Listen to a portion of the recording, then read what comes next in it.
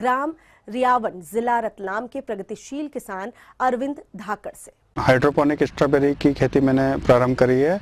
Net house के अंदर मैंने स्ट्रॉबेरी के लगभग 250 पौधे लगाए हैं और अभी पौधे लगाए 1 महीना हो गया है। अभी फ्लावरिंग स्टेज चालू हो गई है और पौधों की ग्रोथ अन्य से बहुत अच्छी है। हाइड्रोपोनिक स्ट्रॉबेरी की खेती विदेशों में ज़्यादा की जाती है, खासकर इजराइल जैसे देश में जहाँ पानी की बहुत ज़्यादा समस्या है, बारिश बहुत कम होती है और ज़मीन की प्रॉब्लम है उनके पास, तो ऐसे देशों में इस टेक्निक को अपनाया जाता है। वर्तमान में अपने इंडिया में भी देखा जाए तो आज पानी की बहुत बड़ी समस्या बन रही है, तो उसको देखते हुए अपन को वो टेक्निक अपनाना पड़ेगी। उसी का हमने यहाँ पे शुरुआत करी है। ये किसान इस हाइड्रोपोनिक्स तकनीक से स्ट्रॉबेरी की खेती किए हुए हैं, जिन्हें दूसरी पुरानी विधियों की अपेक्षा इस तकनीक से खेती करने पर बहुत अच्छा लाभ प्राप्त हुआ है। लेकिन इस तरह के लाभ को लेने के लिए आपको बहुत से तकनीकी बिंदुओं को ध्यान में रखना होगा। हाइड्रोपोनिक स्ट्रॉबेरी की खेती में अपन अदरवाइज दूसरी टेक्निक जो अपन नॉर्मली कर रहे हैं उसको देखते हुए अगर इसको देखें तो इसमें जगह की कम आवश्यकता होती है और कम जगह में स्टेप बाय स्टेप हम बहुत ज़्यादा प्रोडक्शन ले सकते हैं। लगभग 10 से 15 गुना ज़्यादा इसमें प्रोडक्शन ले सकते हैं।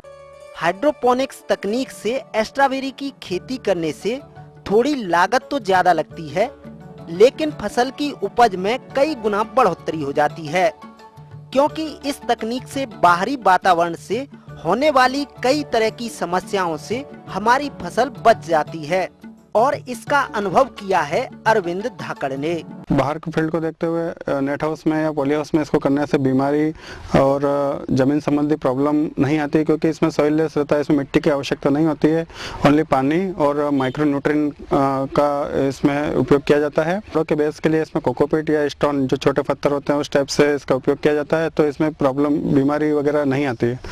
इस सिस्टम को बनाने के लिए हमने पहले एक छोटा ग्रीन हाउस बनाया है और उसके अंदर 90 mm की पीवीसी पाइप का उपयोग किया गया है। पीवीसी पाइप को 5-5 फीट पे हमने काटा है और उसके अंदर लगभग 30-30 सेंटीमीटर दूरी पे 60 सेंटीमीटर के गोल छेद बनाए हैं। छेद बनाने के बाद हमने इसके पौधे नर्सरी में तैयार करे थे। उन्हीं पौधों को एक हाइड्रोपोनिक के कप आते हैं उसके अंदर इसको डाला और कोकोपीट का उपयोग किया गया, उसमें कोकोपीट भरा और उसमें पौधे लगाए गए। और उसके बाद एक हमने जो ऑटोमेटिक सिस्टम बनाया है, यहाँ पे जब धूप आती है तब ये सोलर पैनल से इसके वाटर पंप ऑटोमेटिक चालू होता है और शाम के टाइम 6 बजे के आसपास ये ऑटोमेटिक बंद भी होता है। तो इस सिस्टम में पानी का रोटेशन करना पड़ता है, मतलब एक साइड से पानी डाला जाता है पाइप में और दूसरी साइड सबसे आखिरी में उसी पानी को वापस ड्रिप की लाइन के द्वारा लेके एक बकेट में डाला जाता है और इस बकेट के अंदर ही अपन को माइक्रो न्यूट्रिएंट मिलाना पड़ता है। इसमें 2 तरह के माइक्रो न्यूट्रिएंट उपयोग में आते हैं, ए और बी करके। तो इसका सॉल्यूशन इसमें तैयार किया जाता है और 7 दिन तक इसको रोटेट करा जाता है। तो इस सिस्टम में पानी की भी कम आवश्यकता पड़ती है और ज़मीन की आवश्यकता नहीं है, तो सॉइल डिसीज जो ज़मीन संबंधी प्रॉब्लम है वो इसमें नहीं आती है। इस सिस्टम में माइक्रो न्यूट्रिएंट के पानी को रोटेट करना पड़ता है। इसके लिए हमने चारों पाइप को एक नली के माध्यम से जोड़ा गया है, ताकि एक पाइप में अगर अपन पानी डालते हैं तो वो उस दूसरे पाइप में ऑटोमेटिक चला जाए, उससे तीसरे में चला जाए और घूम फिर के वापस उस बकेट में आ जाए। इस तकनीक में जो माइक्रो न्यूट्रिएंट अपन पानी के साथ दे रहे हैं, पौधे उसी को लेते हैं और उसी के माध्यम से बढ़वार करते हैं। हाइड्रोपोनिक सिस्टम में भी हमने हमारे ग्रीन हाउस के अंदर 2 टेक्निक अपनाई है। एक तो पाइप वाली पीवीसी पाइप वाली सिस्टम और एक टेबल सिस्टम। ये एक विदेशों में इस तरह की खेती ज़्यादा होती है। इसमें ग्रोइंग बेड होते हैं, उसके अंदर कोकोपीट भरा जाता है और माइक्रो न्यूट्रिएंट की ट्यूब उसमें डाली जाती है और उसके माध्यम से उसको न्यूट्रिएंट और पानी दिया जाता है। तो दोनों टेक्निक हमने यहाँ पे उपयोग करी है। एक्चुअली इन पौधों को न्यूट्रिएंट की आवश्यकता होती है और इनकी जड़ों की बेस के लिए इस पकड़ बनाने के लिए कुछ मीडिया चाहिए। इसके लिए या तो कोकोपीट यूज़ की होता है, अधिकतर लोग कोकोपीट का यूज़ करते हैं और अभी नया चलत में आया है उसमें स्टोन का भी उपयोग करने लग गए हैं। छोटे छोटे पत्थर रहते हैं उनका भी उपयोग इस हाइड्रोपोनिक सिस्टम में किया जाता है। वर्तमान में हमारी क्रॉप 1 महीने की हो गई है और अभी फ्लावरिंग स्टेज चालू हो गई है और 15 दिन में इसमें तुड़ाई चालू हो जाएगी और तुड़ाई लगभग 5 से 6 हम तुड़ाई इसमें करेंगे।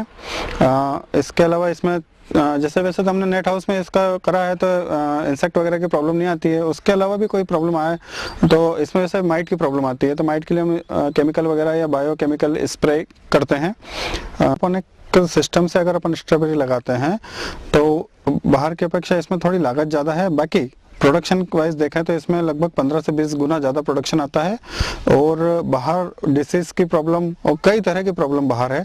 ये इस सिस्टम में ऐसी प्रॉब्लम नहीं आती। जैसे बाहर अगर अपन ने लगाया है तो ज़मीन पे लगाना होगा, और इसके अंदर ज़मीन की आवश्यकता नहीं है, मिट्टी की आवश्यकता नहीं है, तो ज़मीन संबंधी जो प्रॉब्लम आती है वो इसमें नहीं आएगी।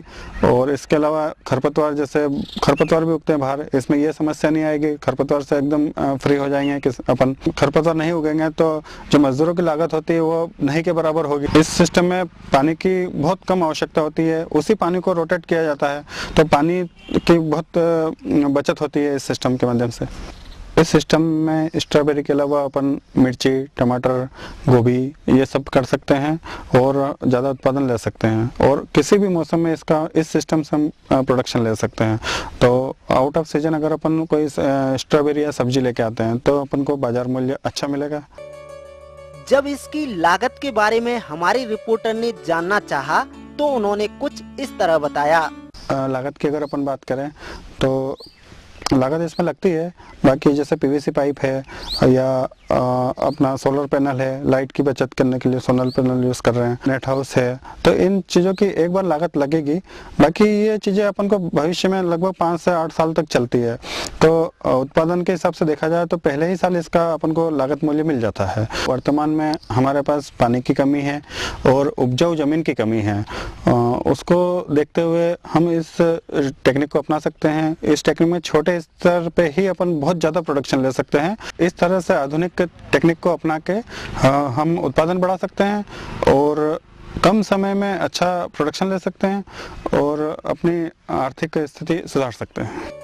हाइड्रोपोनिक्स तकनीक से खेती कर रहे प्रगतिशील किसान के अनुभवों को देखकर आप भी इस तकनीक को अपनाकर अपने जिले, गांव में खेती को एक नई दिशा दे सकते हैं, जो आपके क्षेत्र के दूसरे किसानों के लिए काफी फायदेमंद होगा।